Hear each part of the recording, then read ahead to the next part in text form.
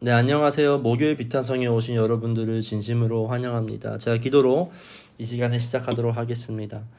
하나님 감사합니다. 우리가 마태복음을 통해서 예수님의 십자가를 더욱더 깊게 묵상할 수 있게 하셔서 감사를 드립니다. 이번 특별히 고난주 가운데에서 예수 그리스도의 십자가의 사건이 내 마음 가운데에 새롭게 다가오게 하시고 우리가 더욱더 이것을 묵상할 때 내 마음 가운데 하나님을 향한 감사와 찬양이 넘쳐날 수 있게 주님께서 내 마음을 만져주시고 인도하여 주시옵소서. 모든 말씀 예수님의 이름으로 기도드렸습니다. 아멘. 오늘 우리가 함께 볼 말씀은 마태복음 27장 32절부터 44절의 말씀을 함께 보도록 하겠습니다. 오늘 말씀에서는 예수님께서 십자가에 못 박히는 장면을 우리가 보게 되는데요. 본문 속에서 예수님의 모습은 어떠했고 그리고 예수님의 주변에 있는 사람들은 어떻게 이것에 대해서 반응을 했는지 우리가 함께 살펴보도록 하겠습니다. 우리가 쭉 한번 말씀을 같이 읽고 이야기 나누도록 하겠습니다. 32절부터 읽겠습니다. 그들은 나가다가 시몬이라는 구레네 사람을 만나서 강제로 예수의 십자가를 지고 가게 하였다. 그들은 골고다 곧 해골 곧이라는 곳에 이르러서 포도주에 쓸개를 타서 예수께 들여서 마시게 하였으나 그는 그 맛을 보시고는 마시려고 하지 않으셨다. 그들은 예수를 십자가에 못 박히고 나서 제비를 뽑아서 그의 옷을 나누어 가졌다. 그리고 거기에 앉아서 그를 지키고 있었다. 그리고 그 머리 위에는 이 사람은 유대인의 왕인 예수다 이렇게 쓴 죄패를 붙였다. 그때에 강도 두 사람이 예수와 함께 십자가에 못 박혔는데 하나는 그의 오른쪽 하나는 그의 왼쪽에 달렸다. 지나가는 사람들이 머리를 흔들면서 예수를 모독하여 말하였다. 성전을 허물고 사흘 만에 짓겠다는 사람아, 너가 하나님의 아들이거든 너나 구원하여라. 십자가에서 내려와 보아라. 그와 같이 대제사장들도 율법학자들과 장로들과 함께 조롱을 하면서 말하였다. 그가 남은 구원하였으나 자기는 구원하지 못하는가 보다. 그가 이스라엘 왕이시니 지금 십자가에서 내려오시라지. 그러면 우리가 그를 믿을 터인데 그가 하나님을 의지하였으니 하나님 원하신다면 이제 그를 구원하시라지. 그가 말하기를 나는 하나님의 아들이다 하였으니 말이다. 함께 십자가에 매달린 강도들도 마찬가지로 예수를 욕하였다. 아멘.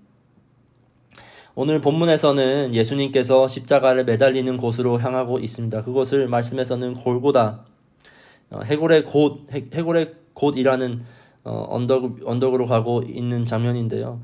그곳으로 올라가면서 예수님께서 더 이상 십자가를 질 힘이 없으니 시몬이라는 사람이 강제로 예수님의 십자가를 지고 가게 됩니다. 아마도 로마 군사들이 시켰을 가능성이 크죠. 가면서 이제 예수님께 포도주에 쓸개를 타서 이렇게 제안을 합니다. 하지만 예수님께서 거절을 하는 장면을 우리가 목격을 합니다. 고난과 고통을 겪을 때에 포도주에 쓸개를 타서 제안하는 것은 그 당시에 상당히 흔했습니다. 어떤 고통과 고난을 덜 느끼게 하기 위해서, 다시 말해서 시키기 위해서 포도주에 쓸개를 타서 이렇게 주는 경우가 많은데요. 예수님께서는 그것을 거절하여 마시지 않으셨어요. 그 뜻은 예수님께서는 하나님께서 예수님을 보내신 그 계획, 인류의 죄를 위해서 죽는 것을 온전히 본인이 짊고 가야 하는 것으로 받아들였다는 사실로 우리가 볼 수 있어요. 예수님께서 십자가에 못을 박히고 나서 로마 군사들은 제비로 봐서 그의 옷을 나누어 가졌다고 이야기를 하고 있어요. 그 당시에는 옷을 여러 가지 가는 것은 흔한 것이 아니었습니다. 그래서 보통 사람은 옷을 한 벌이나 혹은 두 벌 정도로 가지고 있었기 때문에 예수님께서 십자가에 못 박히는 이 순간에도 본인들이 어떻게 유익을 가지려고 나서서 예수님의 옷을 가져간 것으로 우린 볼 수 있어요. 그리고 십자가에 매달린 예수님 머리 위에 유대인의 왕 예수다라는 별명을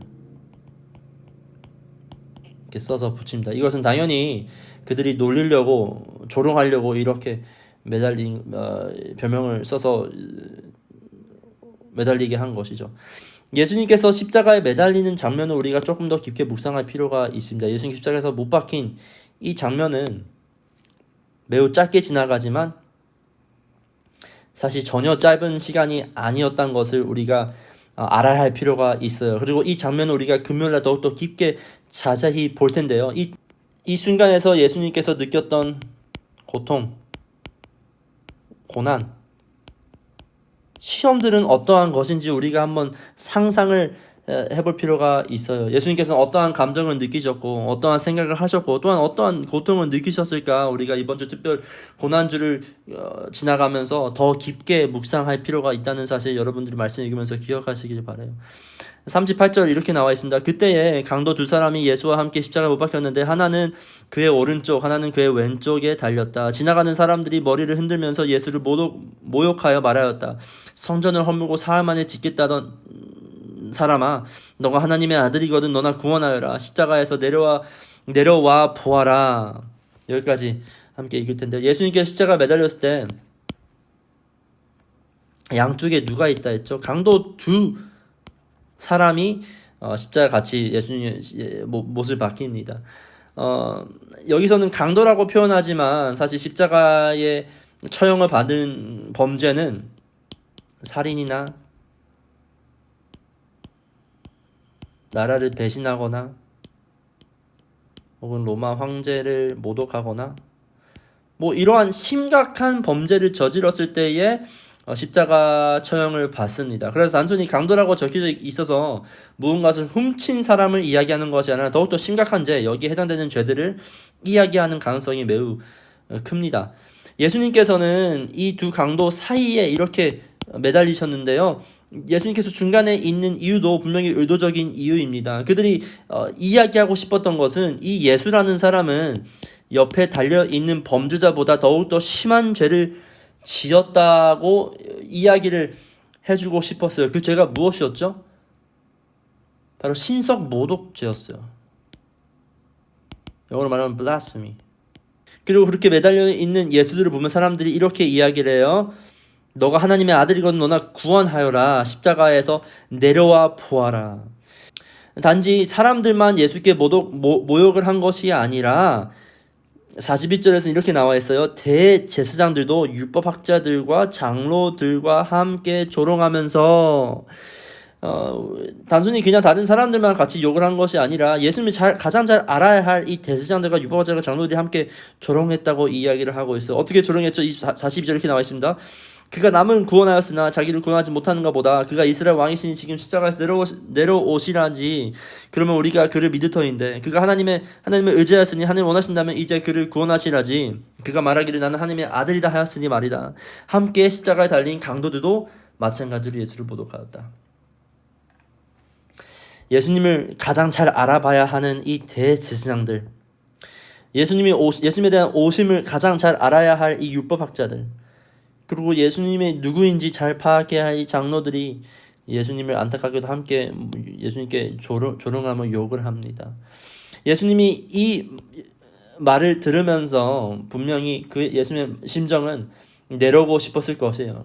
내려와서 보여주고 싶었을 것이에요. 하지만 예수님께서는 절대로 그러지 않으시고 여전히 십자가에 머무르시며 십자가에 있음을 선택한 것을 우리가 발견할 수 있어요. 우리가 32절부터 44절을 보면 마태복음의 저자는 십자가를 경험하는 예수님의 감정과 생각을 많이 여기서 보여주지 않고 있어요. 하지만 예수님의 십자가의 주변에 있는 사람들의 생각들을 많이 보여주고 있어요. 이 시몬이라는 사람, 그리고 두 강도, 그리고 대제사장들과 율법학자들, 유대인 지도자들을 그들이 예수님의 사건을 어떻게 받아들였는지 위주로 우리에게 이야기를 해주고 있어요. 더 나아가서 마태복음의 저자는 예수님에 대한 보편적인 거부를 우리에게 지금 보여주고 있어요. 왜 이것을 강조하면서 우리에게 보여주는 것일까요? 오늘 말씀에 나온 모든 인물들은 예수님의 십자가를 거부했습니다. 예수님의 십자가를 거부한 이유는 무능력하고 힘이 없어 보이는 이 예수가 하나님의 아들이라는 생각을 하지 못했기 때문이에요. 오늘날 살아가는 우리도 오늘 말씀에 나와 있는 사람들과 같이 이 십자가를 보면 너무나도 당연하게 여기거나 아니면 이 십자가 사건이 내 마음 가운데 아무런 감동을 느끼지 못할 경우도 분명히 있을 거라 생각을 해요. 여기에 나와 있는 인물들, 그리고 오늘날 살아가는 우리에게 우리가 도대체 보지 못하는 것은 무엇일까요? 그것은 바로 이 십자가에서 예수님이 아니라 바로 내가 그 자리에 있어야 한다는 것을 우리는 알지 못하거나 있기 때문이에요. 여기 오늘 말씀에 나와 있는 유대 지도자들도 절대로 이 십자가의 자리가 나의 자리라고 생각을 하지 못했어요. 오늘날 살아가는 우리도 이 십자가의 자리가 나의 자리라고 우리가 생각을 하지 못할 때가 참 많아요. 하지만 우리가 이 십자가의 사건에 대한 깊은 고통과 아픔을 느낄 수 있는 유일한 이유는 내가 죽어야 할 자리 가운데 누군가 대신 죽었다는 사실을 알 때 생기는 것이에요. 오늘 이번 주 고난주에 우리가 이것을 묵상을 하길 바라요. 예수님께서 느꼈던 고난, 고통, 아픔은, 시험들은 사실 내가 느꼈어야 하는 것이고, 하나님의 신실한 은혜가 아니었다면, 예수 그리스도의 순종이 아니었다면, 그리고 예수님이 우리를 향한 사랑이 아니었다면 우리가 이 십자가의 자리에 있어야 한다는 것을 우리가 오늘 분명 기억하고 알아야 된다는 것이에요. 예수님께서는 무능력하시고 어쩔 수 없기 때문에 강제로 끌려가서 십자가에 매달린 것이 아니라 여러분과 나에 대한 사랑 때문에 이 십자가에 머무길 선택, 자발적인 선택이라는 것을 우리가 오늘 꼭 기억하고 오늘 하루 살아가시길 간절히 기도합니다. 제가 기도하겠습니다. 하나님 감사합니다. 예수님의 십자가의 사건이 나 대신에 일어났던 사건으로 우리가 받아들이게 하시고, 내가 그 자리에 있어야 하지만 예수님께서 우리를 사랑하시기 때문에 그 자리에 자발적으로 머물기를 선택했다는 것을 우리가 깨닫게 하시고, 그것에서 나오는 은혜를 우리가 경험했을 때에 이제는 나의 삶으로 내가 반응할 수 있게 하시며, 특별히 이번 주에 내가 이 고통과 고난과 예수 그리스도께 느꼈던 아픔을 함께 느끼며 함께 묵상할 수 있는 시간으로 주님께서 더 우리를 만져주시고 사용하여 주시옵소서. 이 모든 말씀 살아계신 예수 그리스도의 이름으로 기도드렸습니다. 아멘.